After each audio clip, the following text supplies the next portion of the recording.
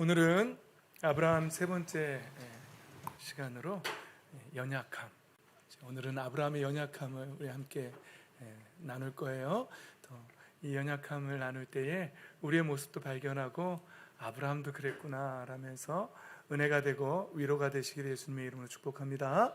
네. 창세기 12장 10에서 13절 말씀을 교독하겠습니다. 그 땅에 기근이 들었다. 그 기근이 너무 심해서 아브라함은 이집트에서 얼마 동안 몸부쳐서 살려고 그리로 내려갔다. 이집트에 가까이 이르렀을 때 그는 아내 사라에게 말하였다. 여보, 나는 당신이 얼마나 아리따운 여인인가를 잘 알고 있소. 이집트 사람들이 당신을 보고서 당신이 나의 아내라는 것을 알면 나는 죽이고 당신은 살릴 것이요. 그러니까 당신은 나의 누이라고 하시오. 그렇게 하여야 내가 당신 덕분에 대접을 잘 받고 또 당신 덕분에 이 목숨도 부지할 수 있을 거요. 아멘. 할렐루야. 오늘도 예수 그리스도의 생명의 빛으로 충만하시기를, 그 빛을 받아 누리시기를 예수님의 이름으로 축복합니다. 아멘. 예. 우리는 지난주에 롯에 대해서 배웠어요. 그래서 롯은 아브라함하고 따라 나올 때까지만 해도 참 좋았는데, 아브라함이 가는 길이 어떤 길인지도 모르면서 따라 나왔는데 그것까지는 너무너무 좋았는데, 그런데 결국 나중에는 이제 아브라함을 떠나서 다른 곳으로 가게 된 거죠. 그런데 롯의 눈에 들어온 게 뭐라고요? 소돔과 고모라였다고요. 믿음이 정확하게 분명하게 믿음이 서 있었다면 소돔과 고모라 어떤 곳이었죠? 성적으로 많이 타락한, 많이라고 표현하기도 좀 부족하죠. 엄청 되게 많이 타락한 곳인데, 만약에 믿음이 온전히 서 있는 사람들이라면 소돔과 고모라에 들어가서 그들의 모습을 보는 순간 이곳은 내가 있을 곳이 아니다 라고 결단하고 아마 떠났을 거예요.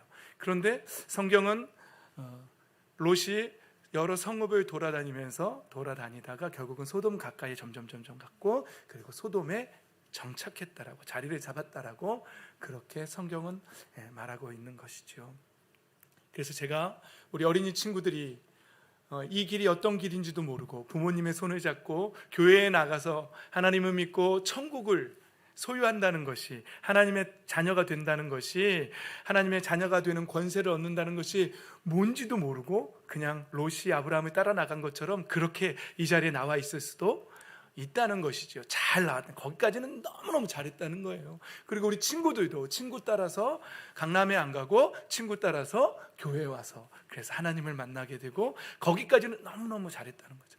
그런데 제가 성경을 이렇게 보면 하나님은 꼭 선택권을 우리에게 주시더라고요. 선악과 앞에서도 그것을 먹을 것인가 먹지 않을 것인가의 선택권도 누구한테 줬죠? 아담과 하와에게 주셨죠. 예, 하나님 그거 보고 계셨어요. 전지전능하시고 무소부재하신 하나님께서 아담과 하와가 선악과 앞에서 유혹받고 있을 때 졸고 계셨을까요? 그렇지 않아요. 다만 하나님은 아담과 하와가 하나님을 선택하기를 바라셨던 것이죠. 성경에 계속 나와 있는 많은 말씀들을 보면은요, 여러분들도 발견하실 거예요. 하나님은 모든 선택권을 우리에게 주세요. 그리고 하나님을 선택하기를, 세상이 아니라 하나님을 선택하기를 하나님은 바라고 계세요. 완벽한 자유의지를 우리에게 주셨고, 그 자유의지를 통해서 세상의 쾌락과 즐거움을 선택하는 것이 아니라, 그것을 죄를 지을 기회로 얻는 것이 아니라 오히려 나 자신을 하나님 앞에 들여서 주님의 뜻을 구하는 그 하나님의 자녀가 되기를 하나님 간절히 원하고 계신 거죠. 그런데 오늘 지난주에 우리가 배웠던 롯은 아브라함 때문에, 아브라함과 그 롯의 그 재산 때문에 서로 같이 한 곳에 있을 수 없게 되었을 때에 결국은 아브라함이 내가 너에게 선택권을 줄 테니 네가 먼저 땅을 선택해라 라고 말했잖아요. 그때 롯이 눈을 들어서 소돔을 봤다는 거죠. 그리고 롯에게는 하나님의 나라에 대한 그 주권이 정확히 서지 않은 상태에서 소돔에 가서 자리를 잡았다는 거죠. 의아한 거죠. 어떻게 롯이 소돔을 보고 그곳에 자리를 잡을 수 있었을까?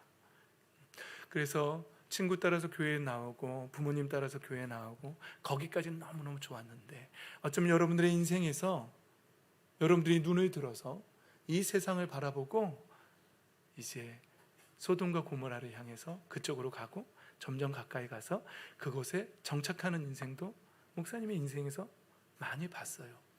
그러지 마시라고. 롯의 인생을 보고 그런 인생 살지 마시라고. 롯이 선택한 결과는 뭐였다 그랬죠? 전쟁이 났을 때 그때 결국은 롯까지 사로잡혀가는 그런 인생의 경험을 겪게 되죠. 재산도 다 뺏게. 그때 롯이 정신 차리고 아브라함에게로 왔으면 얼마나 좋았을까요? 그런데도 불구하고 계속해서 소돔에 자리 잡고 있었고, 결국은 소돔과 고모라가 유황불에 탈 때에 모든 그곳에 있는 모든 사람, 땅에 심은 모든 채소를 다 엎었다라는 말 속에서 롯의 재산도 아마 다 없어졌을 거예요. 그리고 결국 아내도 소금 기둥이 되는, 그리고 지난주에 나눴지만 딸들도 그 소돔과 고모라에서 사익감들을 찾는, 그래서 롯의 사익감들, 딸의 약혼자들 보면 그 장인어른의 말을, 구원의 말을 농담으로 여기는 그런 결과를 맞지 않습니까? 그러니까 자식들은 그 타락한 소돔의 청년들과 결혼시켜야 하는 상황이 오고, 그리고 아내는 소금 기둥이 되는, 미련을 두고, 소돔과 고모라에 미련을 두고 뒤로 돌아봤기 때문에 소금 기둥이 되는 그런 결과를 맞게 되었다는 것이죠. 그래서 여러분, 우리가 선택하는 거예요. 세상이 좋아서 세상을 보고 소돔과 고모라 같은, 이 세상이 지금 소돔과 고모라와 너무 비슷하다는 거 여러분들도 보이시지요? 그렇죠? 그때의 세상의 쾌락을 쫓아서 그렇게 가게 되면 결과는 어떻게 된다고요? 모르겠어요. 롯처럼 겨우겨우 불에서 건진받은 것처럼 겨우겨우 목숨만 구원받는 그런 구원이 기다리고 있을지는 저도 잘 모르겠어요. 구원까지 포기하고 나가게 될지는 저도 거기까지는 잘 모르겠어요. 여러분들이 우리가 다 선택하는 거니까.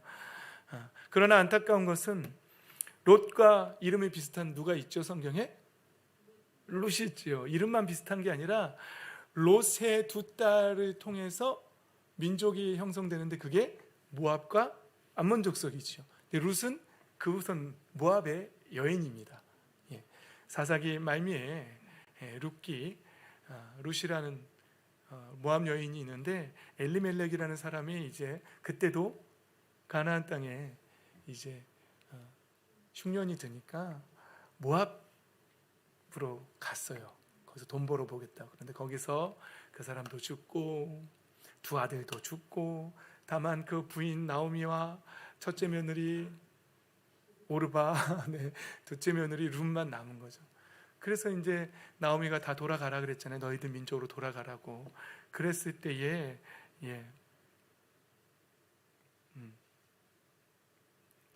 먼저 나와버렸네요. 그렇죠?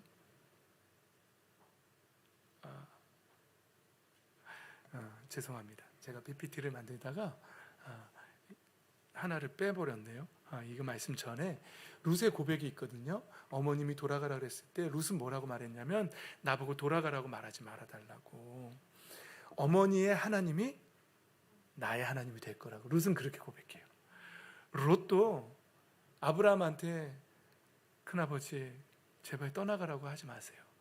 큰아버지 하나님이 나의 하나님이 될 겁니다라고 그렇게 고백했더라면 롯은 절대로 소돔과 고모라에 정착하지 않았을 거예요.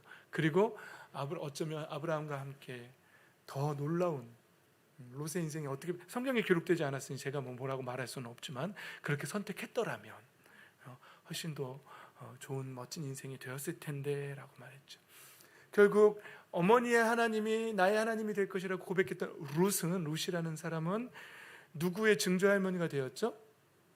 다윗의 증조할머니가 되는 거죠. 보아스와 룻 사이에서 오벳이 태어나고, 오벳에게서 이새가 태어나고, 이새에게서 다윗이 태어나는 그런 족보에, 예수 그리스도의 족보에 들어가는 여인이 모압 여인이었지만 그런 축복을 누리게 되었다는 것이죠.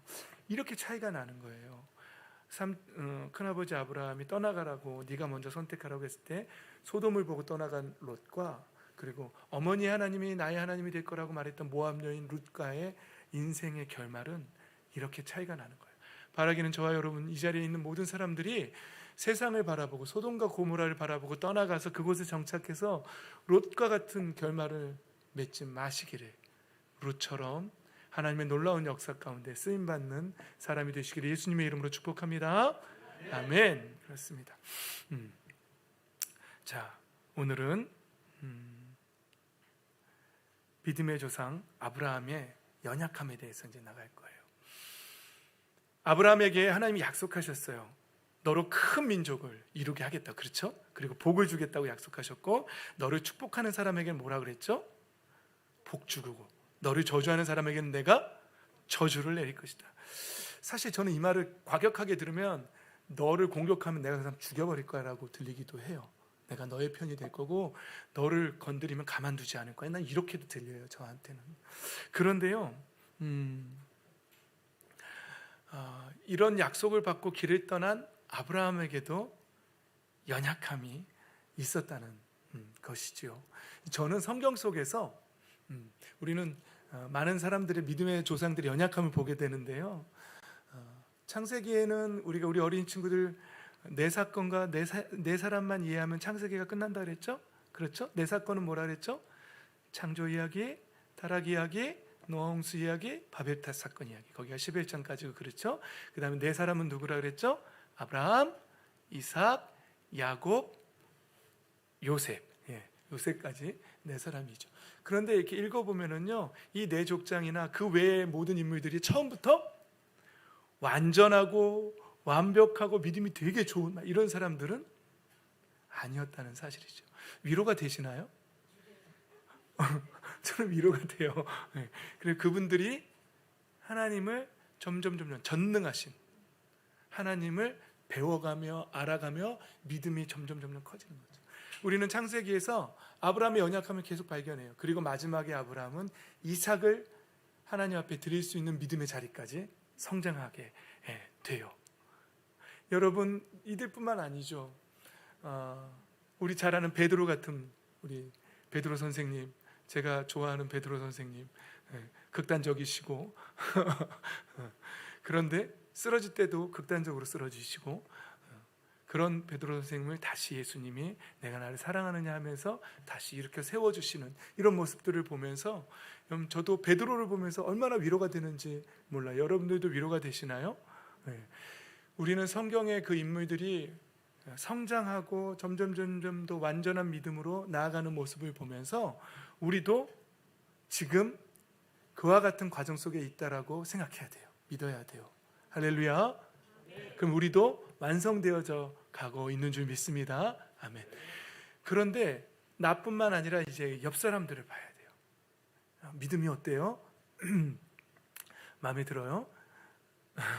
속으로만 생각합시다.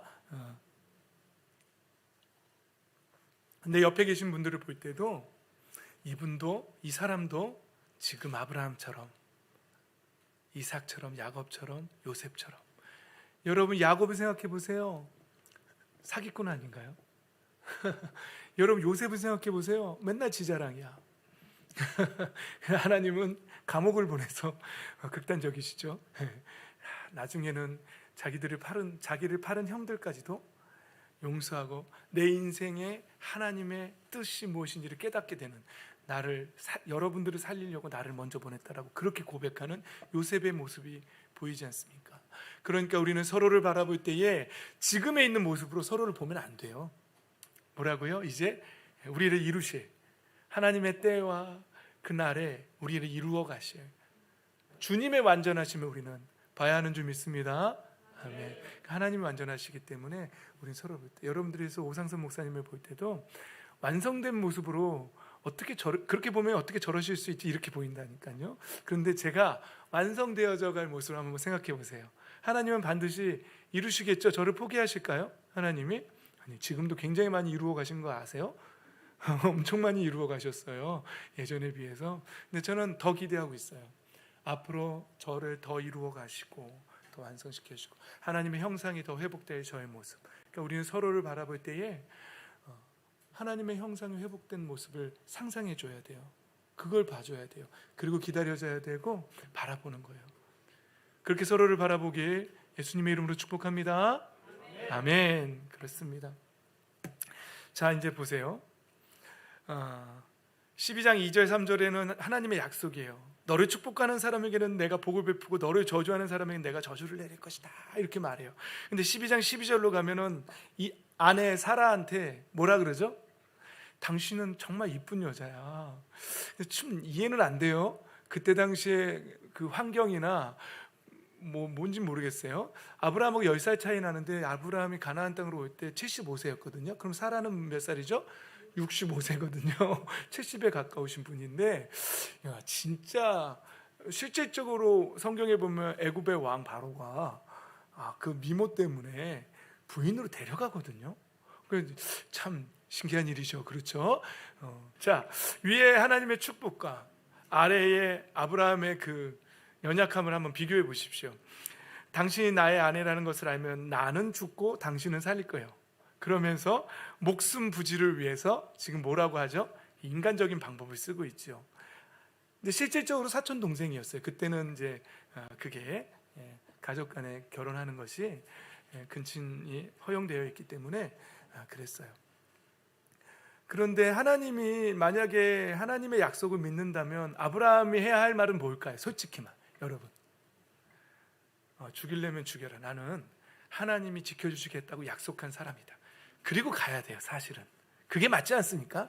아브라함이 정말 믿음의 사람이라면, 정말 퍼펙트하고 완벽한 믿음의 정말 성숙한 사람이라면 하나님이 날 지키시겠다고 약속하셨는데 설마 아내 때문에 나를 죽이시겠어? 그럼 하나님의 약속은 깨지는 건데, 그럼 하나님 전능하신 분이 아니신 게 되는 건데, 그러면서 그 믿음을 선포하면서 당신이 이쁜데 내 아내라고 그래요. 어디 왜 내 사람이라고 말을 못하냐고, 예전에 그런 드라마 기억나세요? 그렇게 했었어야죠. 아브라함이 애기야 가자 그러면서 그렇게 해야 믿음의 사람이죠. 그런데 생각을 해보니 그때 당시에는 소돔과 고모라의 문화들을 보세요. 여러분, 죽이고 뺏어갈 만할 것 같죠? 그 정도 죄악이라면. 그러니까 동생이라고, 누이라고 해달라고. 근데 인간의 인간적인 인본주의적인 생각은요, 그 한 수까지만 봐요. 그 다음에 그 앞은 못 봐요. 왠지 아세요? 이래서 정말 결과가 어떻게 됐죠? 정말 데려갔어요. 저는 항상 그 말씀을 묵상할 때 아브라함의 표정을 상상해 봐요. 제 아내 아닙니다. 제 누이입니다. 저 죽이지 마세요. 이런 식으로 해가지고 그 순간은 모면했지만, 실제로 하나님의 약속은 아브라함을 통해서 믿음의 백성 이스라엘을 이루어 가시겠다는 약속인데, 그 약속을 함께 이루어 가야 할 아내를 뺏겼어. 나중엔 돌아왔으니까 하나님이 그렇게 하시는구나 알았지만, 뺏긴 순간에는 아브라함의 표정이 어땠을까요? 헐, 누이라 그러면 다 될 줄 알았는데. 그러니까 한수함만 본 거죠. 그 다음에 실질적으로 뺏기니까 궁금해. 여러분들도 한번 상상해 보세요. 아브라함이 어땠을까? 이게 뭐지? 이건 내 계산에 없었는데? 그리고는 믿음의 유업을 함께 이어갈 아내를 빼앗겼어. 그리고 아내가 바로의 왕궁에 가 있는 동안 아브라함은 숙소에서 어땠을까요? 어떤 밤을 보냈을까요?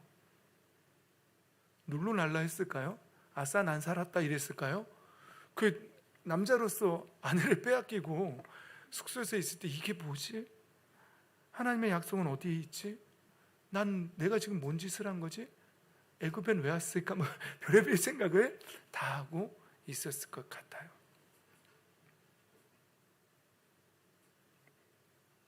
그런데 결국은 아브라함의 이런 연약함 앞에서 하나님이 개입하세요. 그리고 바로를 치시고 그 가정을 다 치시고, 오히려 이스라엘 백성이 마치 출애굽에서 나오는 것처럼 많은 은근 폐물을 얻어서 아브라함의 아내 사라가 나오게 됩니다.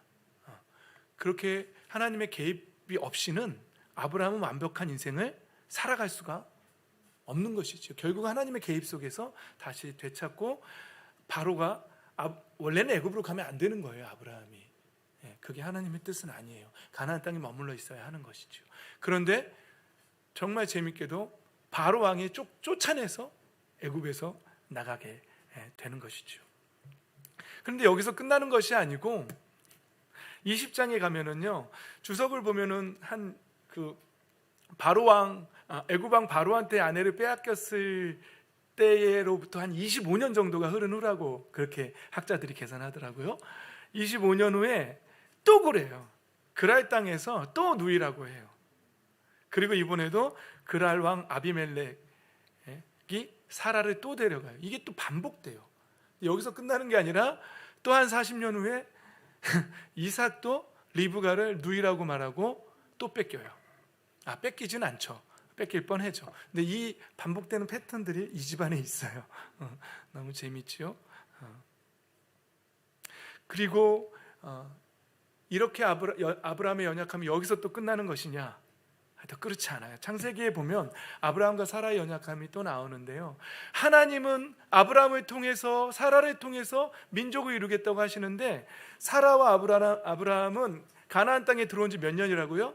10년쯤 됐을 때에 안 되겠어. 둘이 계산을 하는 거야. 안 되겠어. 자식이 안 생겨. 그러니까 하갈이라는 여종을 통해서 결혼을 하고 아들을 낳아요. 그래서 민족을 이룹시다. 하나님의 약속을 이어가 봅시다 하면서 인본주의적인 생각이 또 들어와요. 여기에. 그래서 하갈을 취하고 거기서 태어난 민족이 이스마엘이라는 지금도 여전히 전쟁하고 있는 여러분, 아브라함이 사실 그런데 창세기에 이런 연약함들이 굉장히 많이 나오거든요. 두려워 떨 때도 많고.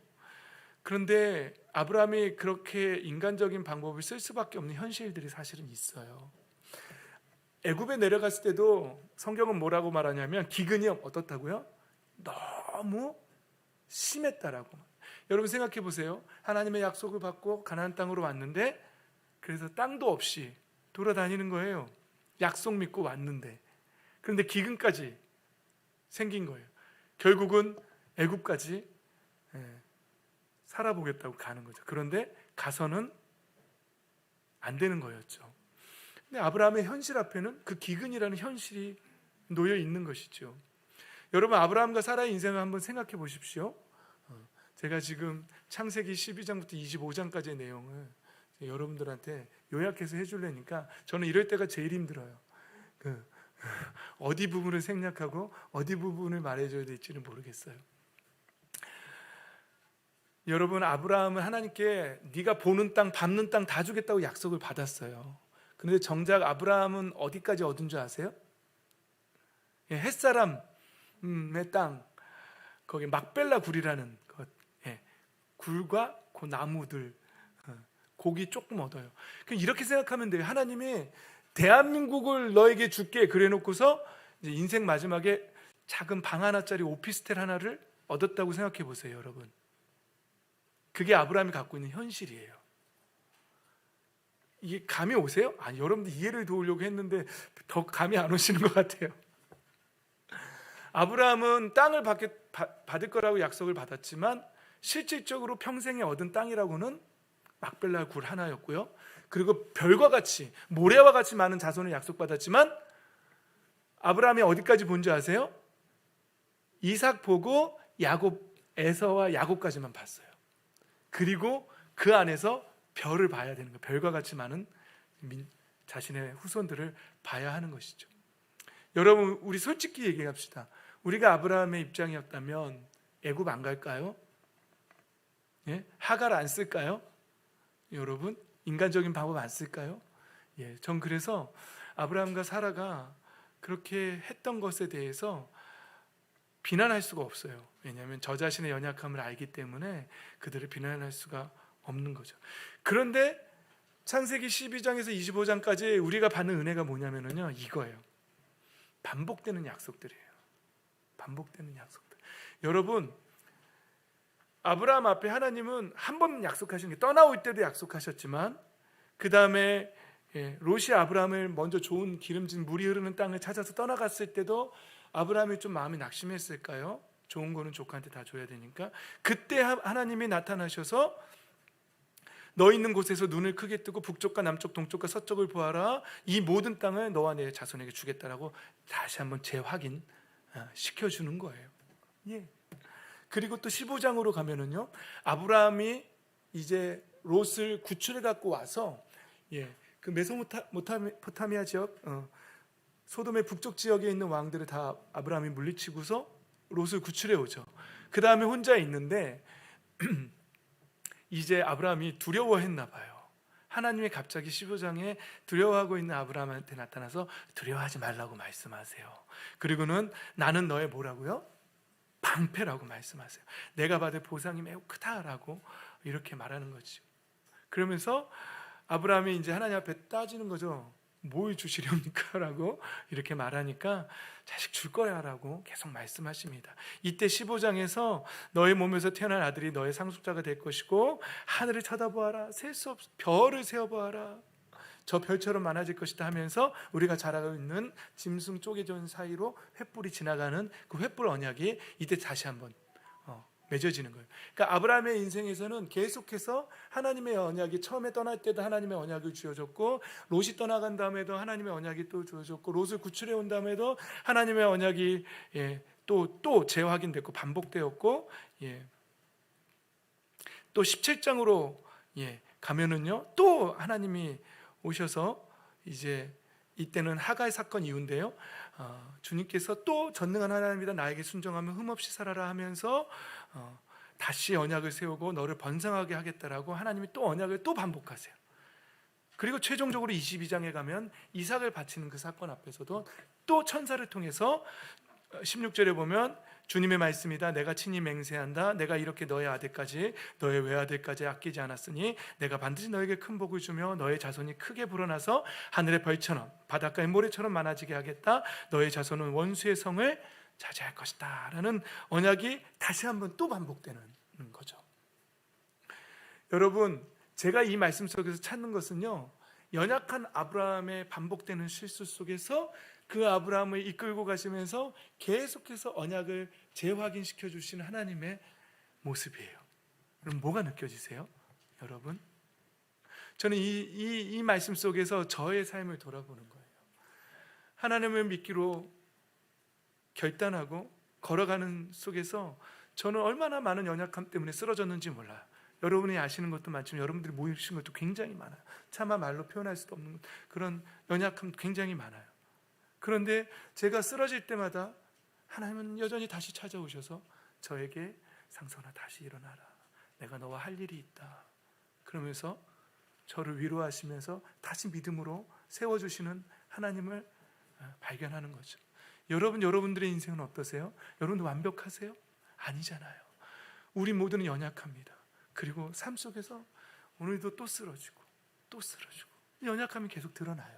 그러나 우리를 사랑하시는 하나님께서는 날마다 우리를 찾아오십니다.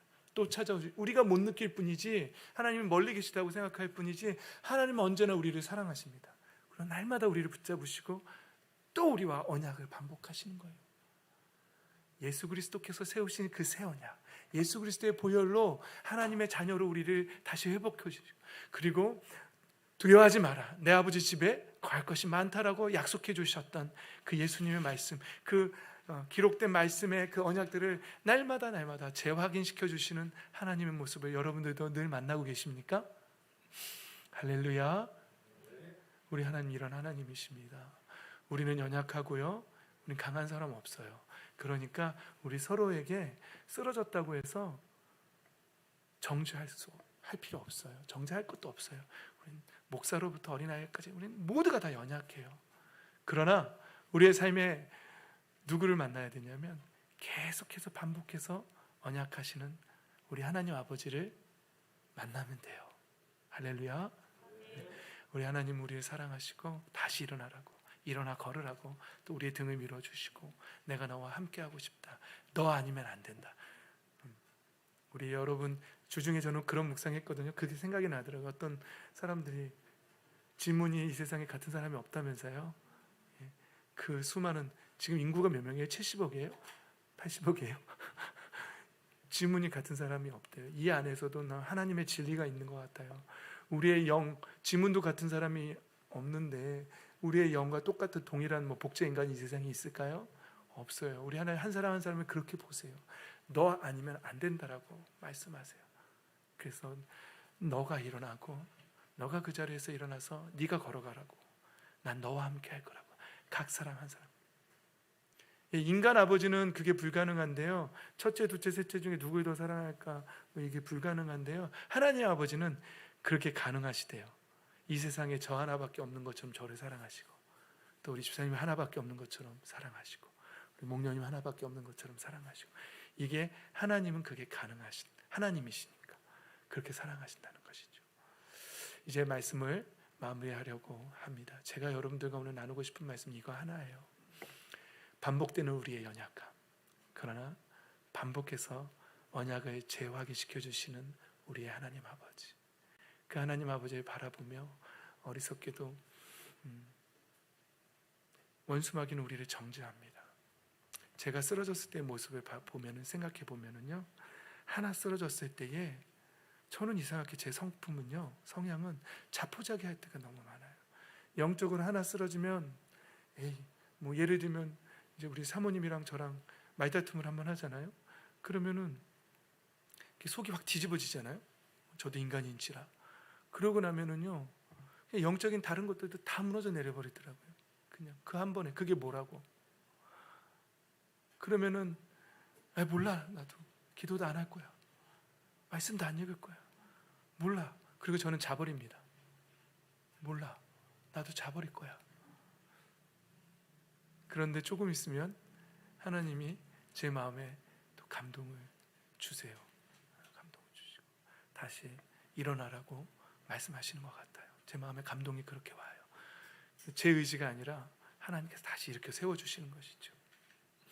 여러분, 우리의 삶 속에서 반복되는 실패와 좌절 속에서 우리는 그 모습 때문에 자포자기하고 원수마귀의 정죄 때문에 다른 것까지 또 포기해버리는 그런 어리석음 범하지 말고, 오직 우리가 찾아야 될 것은 반복해서 우리를 찾아오시고 다시 언약을 세우시고 다시 사랑을 베푸시는 우리 하나님 아버지, 그렇게 포기하실 것 같았으면 예수님을 죽이시지도 않으셨다는 사실이죠. 예수님을 내어주셨을 때는 우리를 끝까지 포기하지 않으신다는 그 하나님의 다짐이 있는 것이죠. 우리는 예수님의 생명값으로 하나님의 자녀가 된 사람들입니다. 그리고 그 사랑은 절대로 포기되지 않습니다. 하나님 우리를 포기하지 않으십니다. 그 하나님 안에서 모든 선택권이 우리에게 있는데, 그때에 세상을 선택하는 사람들이 아니라 날마다 더 성장하고 더 성장해서 결국은 그리스도의 장성한 분량에까지 성숙해 나아가는, 그래서 나중에는 우리의 인생에 되어지는 모든 일 가운데 하나님의 뜻이 무엇인지를 깨닫게 되는 저와 여러분의 복된 인생 되시기를 예수님의 이름으로 축복합니다. 아멘.